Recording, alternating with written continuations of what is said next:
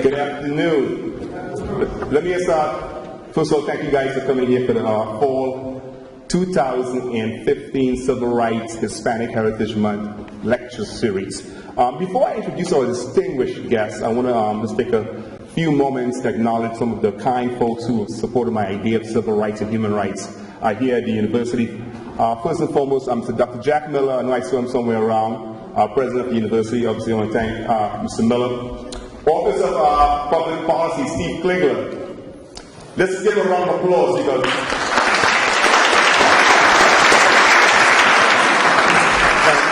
I'll tell you a story with Stephen. He has never ever turned me down for support and endorsement. He's one of the more prominent advocates for civil rights and human rights here on campus. So I want to thank you for your kind service. Christopher Gibbs, Office of Student Conduct. Chris, you stand up somewhere in New York. Another strong guy. Yeah.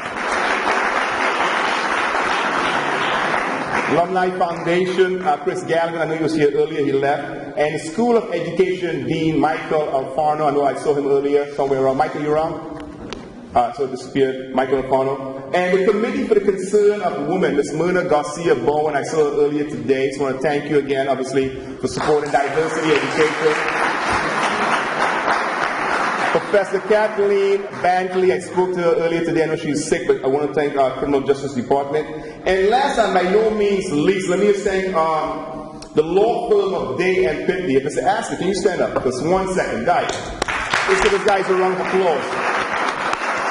And I'll tell you a story. It's about 5 years they have been endorsing civil rights and human rights here at the university. It's the first time they're actually here, so I want to show you the project, who we are, what we do, and our commitment towards diversity and education. I want to thank you for your kind support. You guys are great. Farmington Bank, Christine, always here. Where she is? Stand up, Christine. Christine. And again, even without any hesitation, Christine responds to my email right away. So, Stephen, I got the money for you. Don't worry about it. And within like 2 days, the check arrives. So I need a loan. So can you help me out after class? A personal loan. Send me a check, okay? We only class. This is the only civil rights lecture series. The only university in New England that has a civil rights lecture series and civil rights project dedicated to human rights and civil rights. So I wanted to make sure that we acknowledge that. Ladies and gentlemen, my third and forthcoming book is titled Before We Were Called Hispanics, Conversation on Race, Politics, and Immigration Reform, will be released on December 1st. Please go out here and buy that book. Because I need to make $1 million this year. This professor job is in the best. But one of the issues I address in my new book is the civil rights issue of the 21st century. That issue is called immigration. Very important issue in the dialogue we have today, obviously, what's taking place in the country. Immigration is the DNA of our nation. And as the anti-Hispanic rhetoric continues to plague our country, immigration debate has taken over the best of who we are as a nation and what we can become a nation. We are a nation of immigrants. Our distinguished speaker has continued his father's legacy on promoting civil rights in the Hispanic community. Ladies and gentlemen, the late civil rights activist Cesar Chavez once said, and I quote, "The fight is not about grapes and oranges and lettuce. The fight is about rights, respect, and dignity." End of quote. Our distinguished speaker, Mr. Paul F. Chavez, he has been at his father's side on the civil rights struggle from his early days. Young man, young boy. And has continued the legacy of equality and respect for all in this country. As president and CEO of the Cesar Chavez Foundation, he has spearheaded the expansion of the father's organization that he founded in the 1960s. He's also served as United Farm Workers Union member, union organizer, contract negotiator, political director, lobbyist both in Washington, D.C. and in Sacramento, California. Ladies and gentlemen, let's welcome to the first time in New England, first time in Connecticut, first time at CCSU, civil rights and human rights activist, Mr. Paul F. Chavez.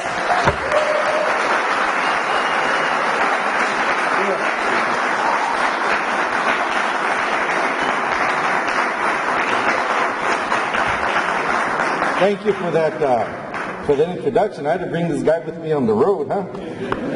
But seriously, I want to thank all of you for being here today to share a little bit of time with us. And we want to thank President Miller for his stewardship of this university. And also, I would like to thank the work of Stephen and the Civil Rights Project. We think it's important that we talk about civil rights because it's not something that just happened 50 years ago. It's an issue that continues today, and so we want to thank you for the ongoing work that you do. You know, this year we commemorate and we observe some important anniversaries in the civil rights movement of this country. In March, earlier this year, we celebrated and we observed the incident called known as Bloody Sunday, when 600 peaceful marchers marching for the right to vote were beaten mercilessly at the foot of the Emmett Pettus Bridge. Last month, another celebration was held, another observation was held, but this one was 3,000 miles away in the dusty little farm town in Central California called Delano. There, 50 years ago, 2,000 men, women, and children struck area grape growers, and they began what was known as the Great Delano Grape Strike. In 1965, the conditions of farm workers were pretty grim. They were poor people and disenfranchised. They were of color, like our brothers fighting in the South. We were subject to, all too often, tremendous cases of pesticide poisoning. There was no drinking water. There weren't bathrooms in the fields so that people could relieve themselves. There was no health care. When people became ill, they had to tend to issues the best way they could. There was no unemployment insurance so that when work ended, there was a way to support a family. There was no workers' compensation insurance that would take care of families if somebody was injured on the job. The fields were full of young children. Young adults who should otherwise have been in school were having to work in the fields to support their families. Workers didn't have the right to assemble or to bargain collectively. The life expectancy of farm workers was only 49 years of age. In short, farm workers weren't treated as human beings. They were looked down as implements of labor. In 1962, my father and Dolores Huerta and others began organizing. And they were well aware that every attempt before they had begun their work for 100 years had been brutally crushed. Growers had used the football team from USC to come in and beat up strikers in Corcoran. There were injunctions that were issued by judges that made it illegal for workers to picket. And if that didn't work, they would use one race against another to break the strikes. And so they knew that it was going to be a difficult job. They knew that the prospects for victory were pretty dim because it really was a David versus Goliath situation. It was the poorest of this nation's poor against one of the biggest and most powerful industries in California. And so they knew that if there was any hope for success, things were going to have to be done differently. And they made a lot of different decisions in the early days, but I think the one decision that really made the biggest difference, and I believe was probably the most strategic decision they made, was that they knew and they understood that workers just aren't workers. That after a long, hard day's work in the fields, people went home to a whole different set of problems. The lack of educational opportunities for their children, access to health care, decent and affordable housing, fair consumer rates.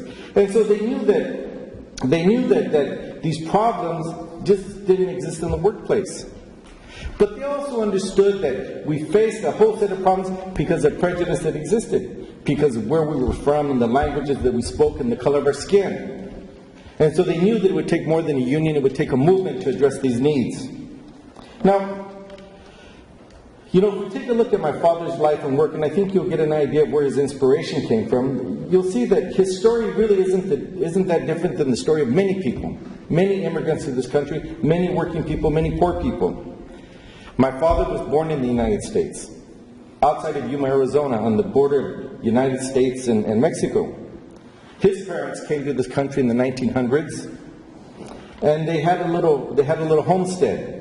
And it was on that homestead that they lived a difficult life, but it wasn't a poor life, but it was a hard life. But they had their chickens and their cows, and they had their garden, and they worked hard, they did chores, and they had their canals where they could take a mid-afternoon's dip to cool off. And so it was a wholesome life. My father's grandfather, Cesario, was a wagon master, and he drove and he hauled lumber all across Arizona to help reinforce the mines that put silver and copper out of the earth. He took beams that would be used for railroad trestles to build the West. My father's father, Librado, was a stagecoach driver for Wells Fargo. And he spoke a little bit of English, but he was a square dance scholar. So I don't know how he did that, but he used to call square dances.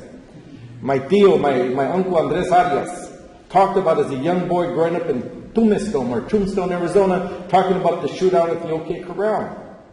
And so the thing is that the Chavezes, like a lot of other Latinos, helped build this country. We were part of the history of this country. But during the Depression, my grandfather lost his homestead, and they lost their farm. And it was then that my father and his family, like so many other families, experienced this new agribusiness that dehumanized people and that made life very difficult. But I think it was those early years in that wholesome environment that really didn't allow them to ever accept that agriculture and that people should be treated in that manner. And so, like many people, they moved to California and they followed the crops. They became migrant farm workers, and they worked up and down the state. And they endured low pay, and they faced miserable working conditions. And the living conditions were even worse. Talked about not being welcomed in many communities, even though they would work to help to make those communities wealthy. He talked about working in the fields and watching other kids going to school. You know, I remember working with my father 40 years after this, and he would talk about those things like they were just yesterday because they leave an impact on who you are. We would drive up the Central Valley, and there's this pretty little quaint town called Kingsburg. And they have windmills, and it's kind of like this Danish thing. And I remember going to negotiations with my dad one time, and we're pulling through, and I said, "What a pretty town." And he would say, "Yeah." And he says, "And I remember as a young boy coming through with your grandparents, we would come in to pick the grapes in here, and the police would be there saying, 'Keep on moving, go to Parlier, 8 miles away where the Mexicans live.'"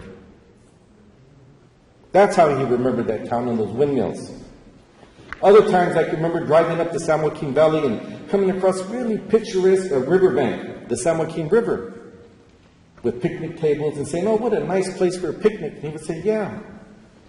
And I remember your grandmother cooking under a wood fire, and we lived in a tent, and it was cold, it was foggy, because we couldn't earn enough money to pay rent for an apartment. And it didn't end with those early years. You know, he graduated, he didn't graduate, but he grew up and he decided that he would serve his country. And he joined the Navy, like many people do, to find opportunities. And on his way home, he came back home on leave, and he was dating my mom, and they went to the Delano Theater. And he was in his uniform, and he went and they sat in the middle section of the Delano Theater. And the ushers came and they said, "You need to move." He says, "No. You need to move. The center section is reserved for whites. African Americans, Latinos, and Filipinos sit on the side." And he refused, and he was arrested. And he could never understand how could he serve his country and put his life on the line, yet come home and not be allowed to sit in the center section of a theater. You know, I remember talking about that situation last year. My mother was honored as a pioneer of Delano, the place that rejected them. My mother, now 50 years later, is being honored as a pioneer. And I reminded people about that because there was a lot of young folks in the crowd that didn't know that that kind of segregation existed in California, that it was only something that happened many years ago in the South. And we reminded them that it happened in Kern County in Central California. And so I talked about that event, you know. And after we were done speaking, I was approached by 6 or 7 elderly gentlemen about my dad's age that said the same thing happened to me. And so you see, the thing is that my father's life experiences wasn't different from a lot of other people. It was the same thing that drove the work of the GI Forum in Texas when Dr. Garza was fed up with the idea that American servicemen were killed in Europe, and when they were brought home, they were refused to be buried in national cemeteries because they were Latinos. And so the thing is that it was these kind of things that left an indelible imprint on who he was and how he saw the world. But he began to do something about it. He began as a young organizer with the Community Services Organization. It was an organization that was founded by the Industrial Areas Foundation out of Chicago, and they had this idea that you could empower people. And so my father began to organize. And it was also a time that he learned about the social teachings of the Catholic Church, Rerum Novarum, where Pope Leo XIII talked about the right of working people to organize and the dignity of labor. He conducted voter registration campaigns. By his own account, they registered over 500,000 new voters in California, throughout California, and this was in the late 40s, early 50s. They elected the first Latino to modern Los Angeles politics, the city councilman by the name of Ed Roybal, who went on to serve a long, distinguished career in the House of Representatives.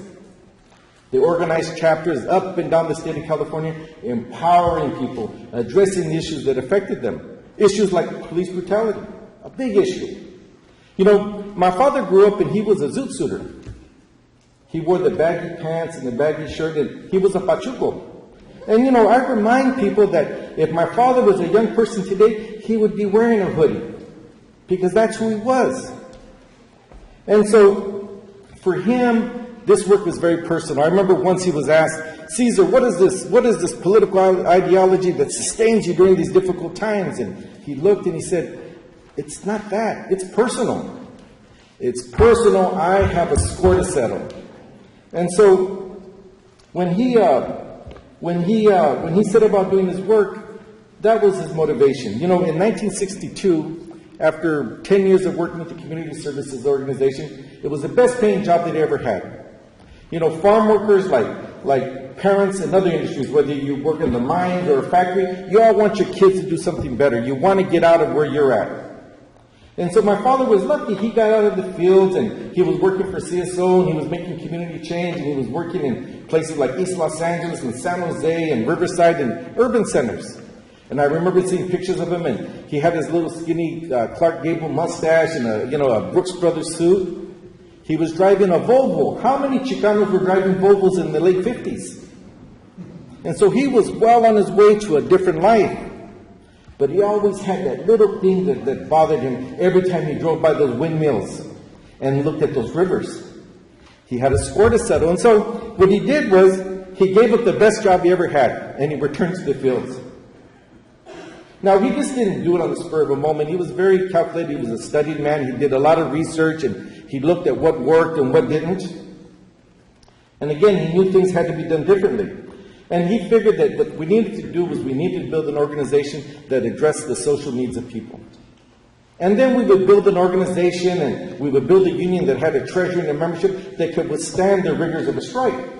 And so years before the first organizing campaign and before the first strike, they went out and they formed a farm workers credit union to help people with basic things like getting money to get a new refrigerator, fixing a car.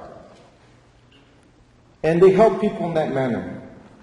They set up a cooperative gas station, right?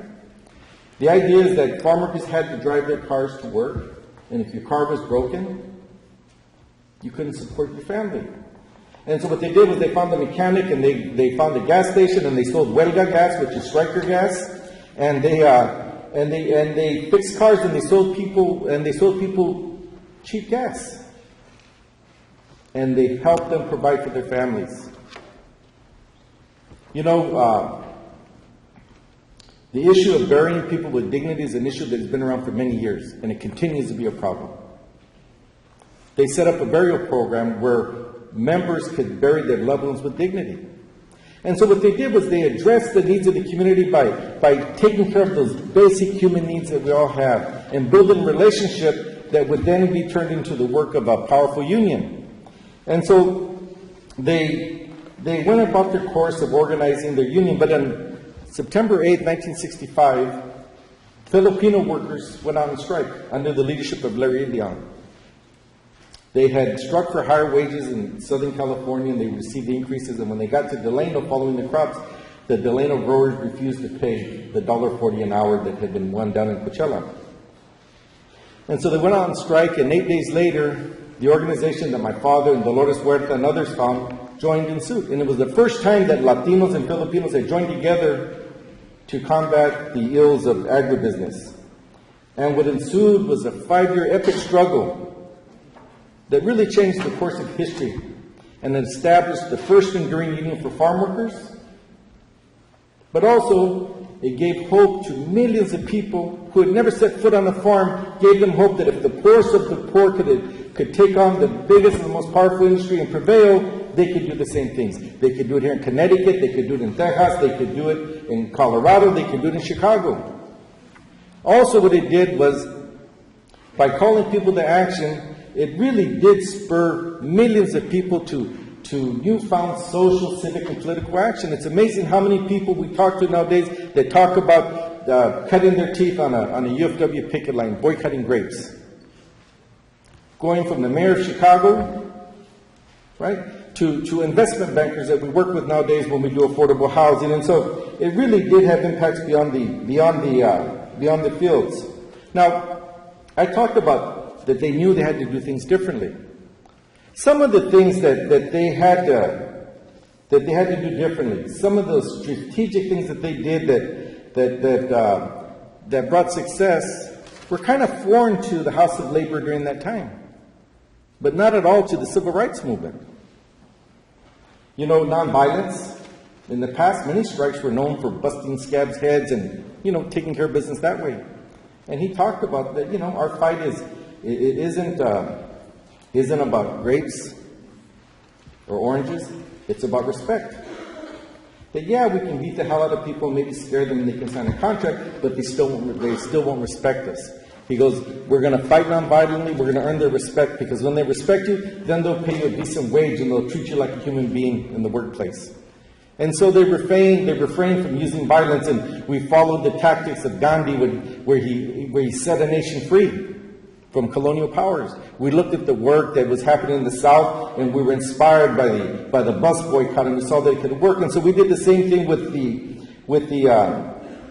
farm worker movement. What we did was we went out and we sent people, farm workers who had never left their little towns in the Central Valley. Many didn't speak English. We sent them out across the nation. They went to Canada, and their job was to talk to people about what was happening. And you see, it was based on this belief that inherently Americans are good people and they're fair people. And that when you put injustice in front of them, they'll respond. And so they talked to people and they asked them, you can vote every day by not buying grapes until the growers treat people with respect.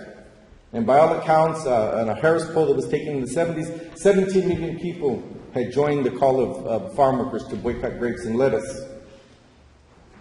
Another thing that we did was we embraced our faith. We saw the work of the Southern ministers where they rallied people and they used that faith that we all have to sustain us and to give us hope and strength during difficult times. We did the same thing. We did it with the Virgen of Guadalupe, the patron saint of Mexico. I remember growing up, before there was a convention, the delegates would have a mass and ask for strength and insight and wisdom to continue our work. We marched, but we also did peregrinaciones. We did pilgrimages. We didn't hunger strike. We fasted. Well, we sat down and we looked at ourselves and it was as an act of penance to talk about our shortcomings as leaders and workers and to resolve ourselves to go out and to do a better job. There was also the work of social unionism. We took a look at the history of the labor movement in the United States, and we saw that at the beginning of the past century, that the labor movement had represented a lot of immigrants like exist today in the workplace. But they weren't from Mexico and Central America. They were Eastern European Jews, and they were from Ireland, and they were from Italy. And they faced a lot of the problems that we face today. They didn't speak the language. They were discriminated against because of their national origin.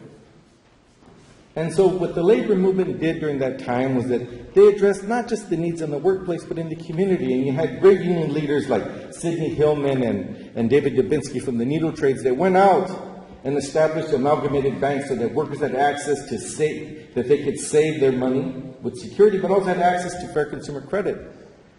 The cooperative housing movement in New York on the Lower East Side and the Bronx, it came out of the work of the needle trades.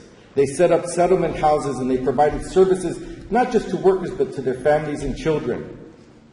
And so we looked at that and we said, that's the solution we need. And so we began to do the same thing. Another important part of this movement was the whole issue of empowerment. And actually it became an issue that many people have criticized our movement about, but it's something that we've always held dear. You know, farm workers, through no fault of their own, have been uneducated, they've been poor, and they've come to this country looking for an opportunity. And so when it came time to run this union, there was a question about who was going to run the union. Who would negotiate the contracts? Who would sit at the grievance tables for the workers representing them? There were some people that said, farm workers can't even read. They're good people, but they're not prepared. They can't do it. We need to hire attorneys to do it. Let's get professional folks to represent them. And then there was my fathers and the others that grew up in that world that they weren't allowed to sit in the shows and they had no future in front of them. They said, no, we're not going to do that. What we're going to do is we're going to invest in farm workers. And we're going to teach them to read. And we're going to teach them to negotiate. And we're going to teach them to administer contracts. And yeah, they may make some mistakes along the way, but in the long haul, we will empower them and we'll change the course of their families' lives forever. No shortcuts to this fight. And so it's an important part of the movement. Another one was the role of women in this organization. You know, Latinos are known for being machos, right? And it's a fault. It is, right? I remember my father lecturing people saying, you know what machismo is? Being macho isn't getting drunk and being a bully and not treating your family well. Being macho is standing up to the grower who mistreats you and who pays you terrible wages and has you working in terrible conditions and saying enough is enough. And so he would challenge people on the whole concept of macho. But also, he just didn't talk about it. He made sure that women were present at the table and that they took part in the leadership of this movement. People like Dolores Huerta, one of the first people there that began in the community service organization. She's 80 years old now. She continues to fight every day for justice, but Dolores was there every step of the way. She was the chief negotiator. She was the chief lobbyist for many years. And she's left an indelible movement, not just on the farm worker movement, but on women's movement across the country. But there were other people as well who were unsung heroes. People like my mother, Helen Chavez, who grew up on the farms and was raised in a barn outside of Delano. You guys ever heard of the town McFarland, where the runners are from? That's where my mom is from. And she lived in a barn in McFarland. And, you know, she also made the decision to give up the most comfortable life that her and my father had. They had 8 young children and moved back to Delano to try to do something. Now, there was no treasury back then. And my father was a young man. He would go out and he would talk to people, and people thought he was crazy. He was young. He didn't have an organization. There was no money. Well, but the money that they had was my mother working in the fields to earn enough money to support her 8 young children, plus giving my dad gas money to travel up and down the state to talk to farm workers about the hope that one day they could build an organization that would address their needs. And after things got going, she learned accounting and she ran the Farm Workers Credit Union that existed for over 30 years before we merged with another credit union. And during its time, it lent out close to $30 million in small loans to farm worker families. Or the work of Jessica Gobea, a young Latina going to college in Bakersfield that put her education on hold. Well, she went on and she joined the union and went on the boycott and went to Toronto and became a leader in the international Great Boycott, and ultimately a vice president of the union. Or people like Jessie De La Cruz, a farm worker woman with 6 kids of her own that raised her family, but also was the lead organizer in Fresno for many years. And so these are the elements of a foundation that this movement is built on. And the work continues today. The UFW, United Farm Workers, continues to organize farm workers, and it's a difficult condition. It's a difficult set of conditions. It's a different world than what it was in 1965 when it began, but they continue to fight. They recently negotiated collective bargaining agreements covering the largest workers at the largest strawberry and vegetable farms in California. In Washington State, we won collective bargaining rights and contracts for workers at the largest dairy and wineries up in the state. And just a couple of weeks ago, 1,500 new workers that work in the tomatoes joined the union and received the benefits of union representation. But it doesn't end there. They continue to work fighting for immigration reform.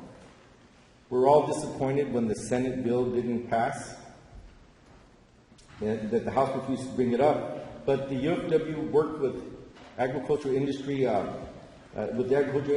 craft a farmer's provision to the comprehensive package that would have provided a pathway of citizenship for 11 million people. We continue to work with the Obama administration, and we push them to expand DACA and DAPA to ensure that children and their parents receive some type of protection from deportation while this whole mess gets sorted out. The Chavez Foundation that I run addresses issues in the community. We have an affordable housing program that has nearly 5,000 units of affordable housing for families and seniors across 4 states. And apart from providing high-quality, amenity-rich, affordable housing, we also know that we have the opportunity to work with people that live in our communities. We have our CCSU learning centers, where we work with young kids with homework assistance programs. But more importantly, we think that we have an opportunity to help them understand that the world's bigger than what they come from. And so what we do is we get kids that look like you to go and work at our centers. And the idea is that if you have poor little kids that have never gone to college, don't have anybody in their lives that have ever gone to college, and they have somebody that kind of looks like them, that light may turn on and say, if he can do it, maybe I can do it. And so we do that in conjunction with our affordable housing. We have our education program. You know, the achievement gap is truly a civil rights issue of the century. And we look at the educational attainment for kids of color, it's terrible. And so we've set up an education program where we work with school districts providing after-school tutoring to address and to try to minimize that achievement gap.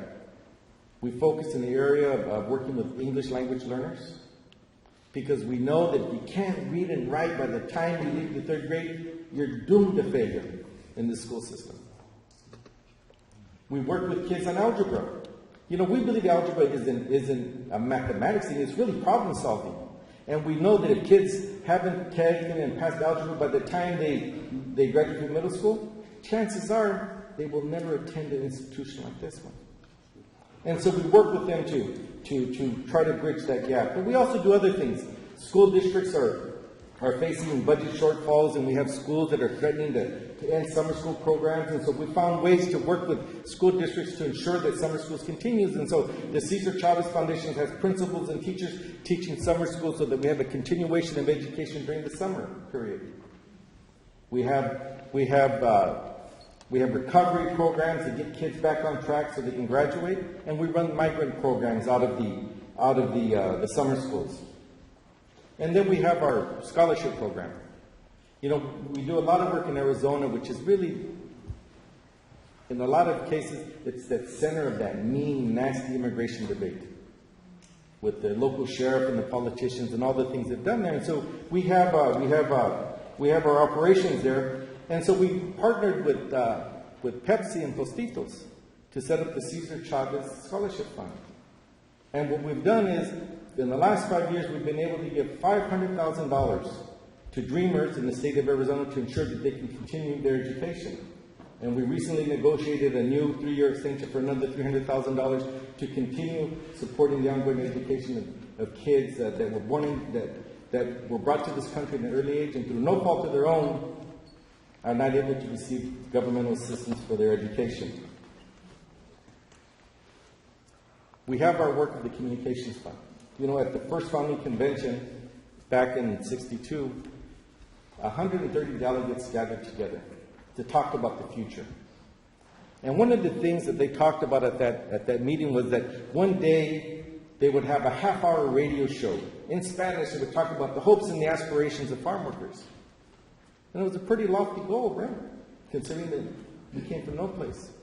Today, we have a 9-station radio network across 3 states, Radio Campesina, that transmits 24 hours a day. We talk to 500,000 people. It's Spanish language programming. We entertain and we educate. We play music and we get people to listen.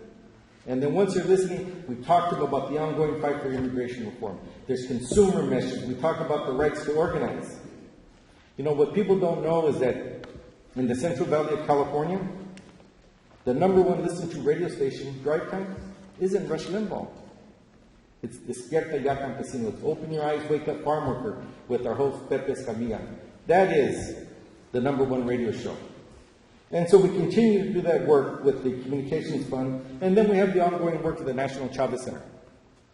You know, I was talking to people this morning, they were talking about how my father's work and example provided a sense of inspiration and hope. And we know that we have a duty to ensure that my father's legacy isn't a relic of the past that's stuffed away in a corner of the museum that's got to be dusted off every once in a while, every March 31st when we celebrate his birthday. It's got to be something that's live and active and involved in the issues of today. And so that's the work of the National Chavez Center, where we look for ways to ensure that my father's legacy is involved in the issues that affect people today. We run 2 historic properties. We have conferencing centers, and we're in the process of establishing a leadership development institute.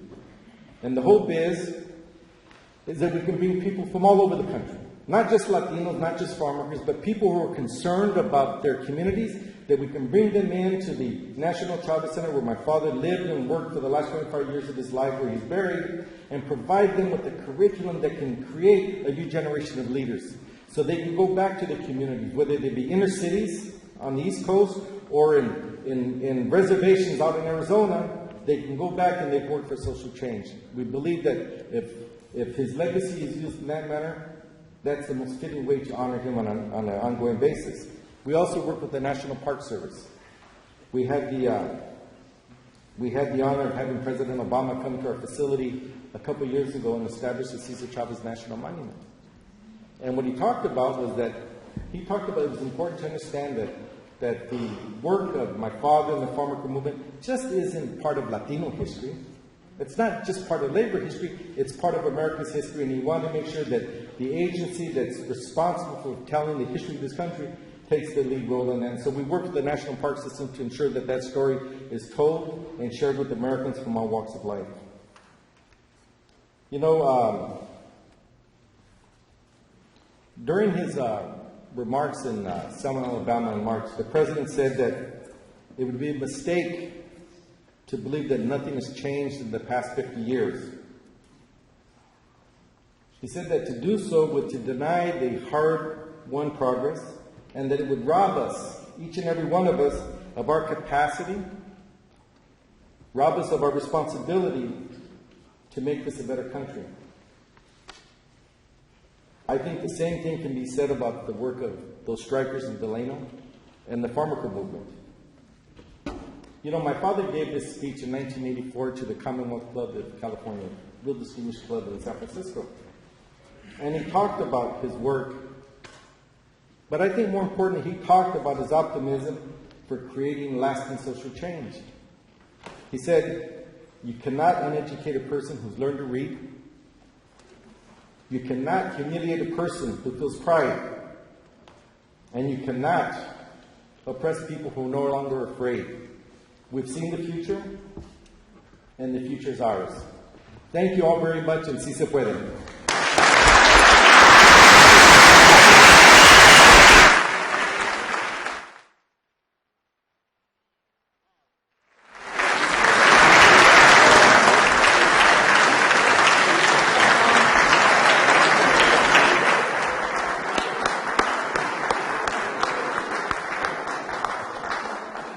Wow.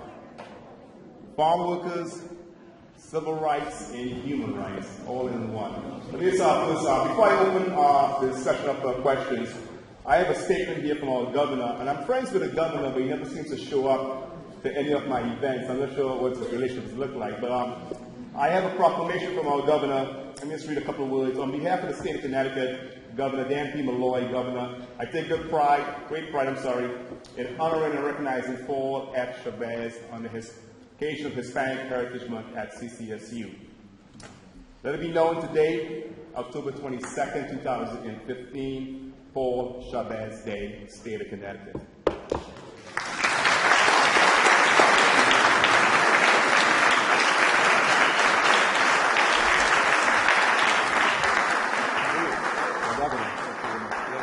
So what I'll do, obviously, I have a chance of maybe the 15 minutes we have left of time, just have a question for the distinguished speaker. And I want to start off with, obviously, my question, obviously, I address in my book. But all the anti-Hispanic rhetoric that's taking place with Donald Trump and the political scenario, my question to you is how would your father react, number one, to those anti-Hispanic rhetoric, and two, what do we need to do to correct it? You know, my father was a wise man because he really lived a lifetime of adversity. You know, during his life, he suffered more setbacks than victories, but he never gave up. And he talked about his work, and he said that, remember people, our work isn't like a baseball game that's got 9 innings, and whoever has most runs at the end of 9 innings wins. It's not a political campaign that on a certain day votes are cast and whoever has the most votes wins. He says it's not like that. Our work only ends. We only lose when we give up. So the first thing he would say is that don't become demoralized. Work. Don't give up. He would challenge us. He would say, you know, one thing that working people know how to do, that poor people know how to do, is they know how to work. And he would challenge each of us to that challenge out. In terms of responding to what Trump would say, you know, my father would laugh all the time, and if he was here today, he'd laugh at some of his comments.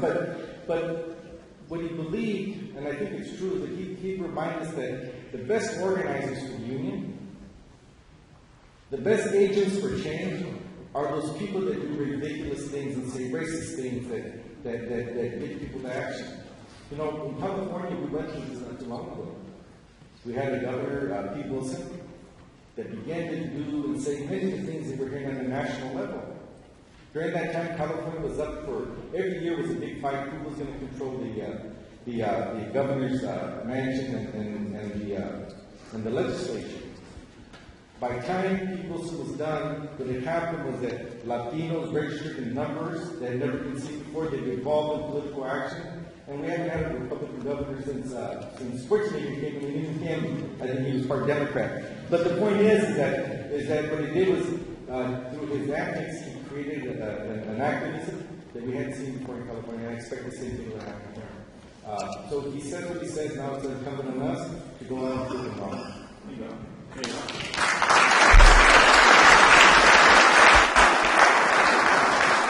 I want to give my students a chance to actually being graded on this. So obviously, my students, wherever you guys are, questions for my kids?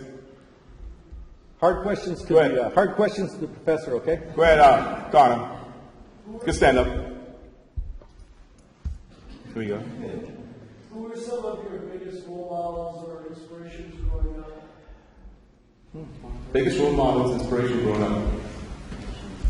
You know, it's a good question, and I haven't really thought about it. You know, a lot of times people would assume it should be my father. The fact is that he was my dad. He was the guy that got on us, he didn't do our homework. I was supposed to cut the grass and I couldn't do it. He would scold me, right? He would get on us and we came home late from a football game or something, right? And so the thing is that it wasn't later on in my life that once I began to work with him, that I began to understand the extent of his work and the greatness. So, you know, now it would be my father, and I think about times how he would give you some secrets, you know, advice, and I want to kick myself in the butt right now because I didn't pay enough attention. Now, at times, you know, parts of the advice come back, but you know, the thing is that I find myself that nowadays when it's time to make tough decisions, invariably we fall back on that foundation of those principles and those values that we grew up around and that we were born with. But I would say my father, and then of course I would think that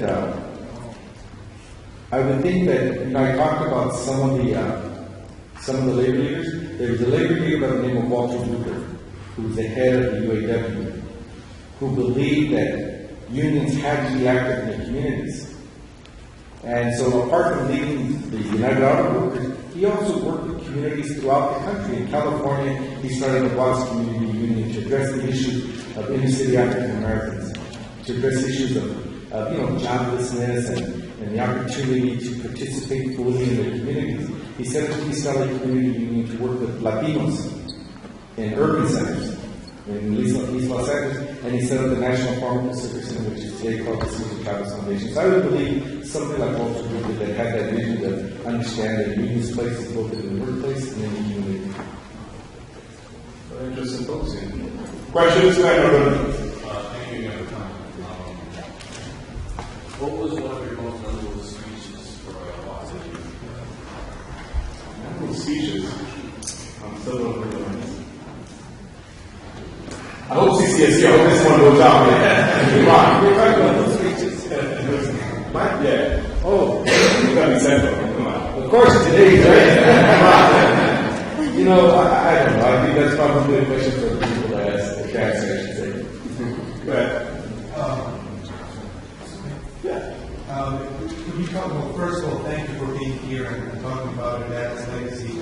Could you talk to us a little bit more about what you would see when your dad would come home after he would see, workers not having access to water? Was he upset about it? Would you come home and talk to your family about that? And number two, could you talk to us about the background for the CCSU soybeans? What's the history of it? My father made sure that his work was big enough to include his family and to include the families of members. People would come out and visit the work of the farm for movement. They were surprised how they would come to a meeting and there would be kids running around and the grandmothers in the wheelchairs and the deals and deals. I mean, they're running entire communities. And so we had the fortune of being part of it growing up. My dad didn't take us to Little League baseball games, but we went to picket lines. Right? We didn't go to the park and do picnics growing up, but we were at union conventions handing out leaflets to delegates on the floor. And so he made sure that the work was big enough that he could share it with us. And so I think we learned a lot of it going with him to meetings and being there and talking to workers and seeing him after a long, hard day's work, talk to people, and then people wanted to talk about their problems, and he wouldn't leave them to everybody that wanted to talk to him had that chance. And so I got a real appreciation for his humility. Because again, he was asked once, there was this, I remember I was with him, he was being interviewed by a TV crew from Europe, and people were talking to him, they were blogging, and they received him well. And the reporter says, no, I'm amazed by the affection that people have for you. What are you attributing to? And he says, the feeling's mutual. And so I think that talks about my father, right? In terms of CCSU, I mentioned that our work from the beginning has always been a tough haul. There really has been more setbacks and victories. But you only lose when you give up. And so, in Arizona, we were in Arizona. This was before this craziness. Craziness has been in Arizona for many years. But, and I say that because my dad's from Arizona and I have other cousins there, so I think I'm talking more about my cousins. But anyways, Arizona has always been a difficult state for us, for poor people, for farmers. And my dad fasted there in 1972 to protest the actions of a governor that signed some really racist and discriminatory legislation against farm workers. And it was at that point that he fasted that the community, and actually his activists at Arizona State and the University of Arizona got together and said, we should recall him. And so they started the first recall in the history of the state of Arizona. Now, we didn't beat One-Eyed Jack, the governor, but we took him, we qualified in an election, we almost got him, but what happened was we empowered a whole new generation of activists. And so you go to Arizona now, and people that are running for, people who sit in the state house or are running different civic organizations, trace their roots back to that time. Now, what had happened was that they said, let's do the recall. People say, no, you can't do it. In Spanish, no se puede. It was the sense of defeatism. And it was Dolores Huerta that said, ¿cómo que no se puede? Sí se puede, sí se puede. And so it became the rallying cry. Now, it's used by many people. The president used it in his campaign, yes we can. I think United Airlines is using it now. We're going to have to talk to them. But anyways, it's become a rallying cry for people. I think even the Mexican national soccer team says sí se puede when they play. Question all the way in the back, young lady.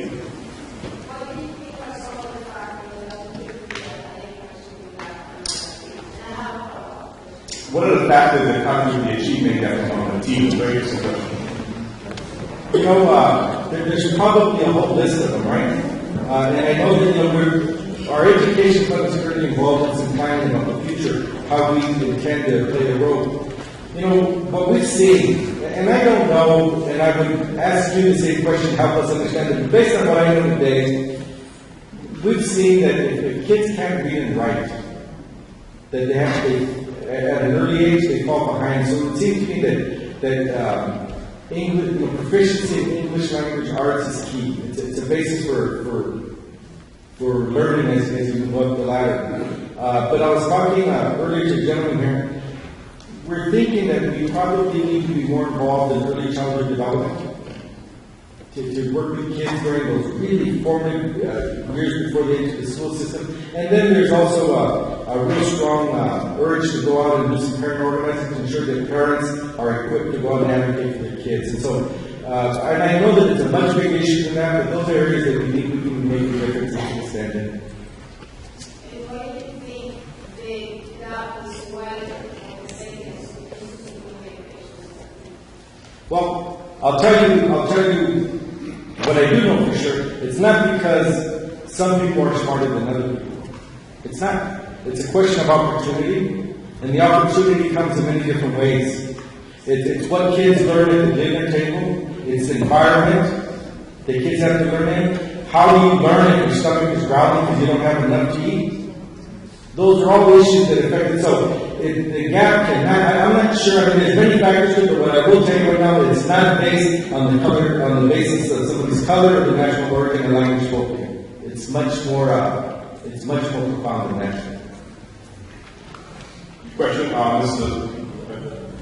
Thank you. I really appreciate it. For our young students here, high school age students, who really don't have an appreciation of the struggle, how do you think, what single most important message do you think they can take away from you to really appreciate the struggle in the direction in which they should be looking to go to in the future? very interesting question. Very good question. I think I said the question, how do we empower the young generation going to struggle? That's actually